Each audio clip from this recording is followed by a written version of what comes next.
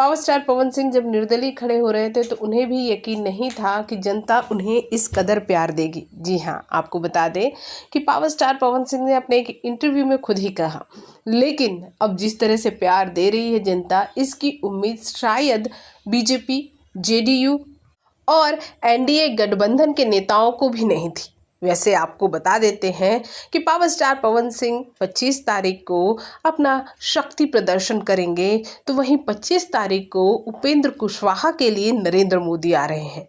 फिर और उसके बाद तो बीजेपी नेताओं की मानो लड़ी सी लग जाएगी उस हफ्ते, यानी 25 से लेके 30 तारीख तक बीजेपी का एक एक नेता एक एक दिन आएगा। यानी कि जो बीजेपी के नेता बिहार में एक ही दिन सभी रैली करने वाले थे, वो सारे बीजेपी के नेता एक एक दिन करके 5 दिन तक आएंगे। फिर उसमें अमित शाह है, जेपी नड्डा है, राजनाथ सिंह है।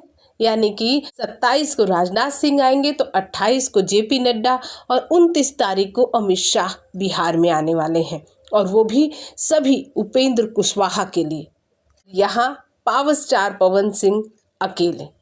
वैसे आपको ये बता देते हैं, ये बहुत बड़ा शक्ति प्रदर्शन होगा जिस दिन अमित शाह आएंगे, और तो और उसी दिन कहा जा रहा है रविंद्र भाटी और पवन सिंह एक साथ रोड शो करेंगे। तो आप समझ सकते हैं उस वक्त बिहार में इंकलाब होगा। वैसे हमेशा नरेंद्र मोदी ये कहते हैं कि मैं अकेला खड़ा हूँ और मुझे पूरा विपक्ष हराने में खड़ा है। उसी तरह से निर्दलीय पवन सिंह अकेले खड़े हैं, उन्हें पूरा बीजेपी, जेडीयू, कांग्रेस और भी अलायंस की पार्टियां हराने में खड़ी हैं। इस पर आपकी क्या राय है, कमेंट बॉक्स में कमेंट कीजिएगा। साथ ही चैनल को सब्सक्राइब करना बिल्कुल ना भूलिए।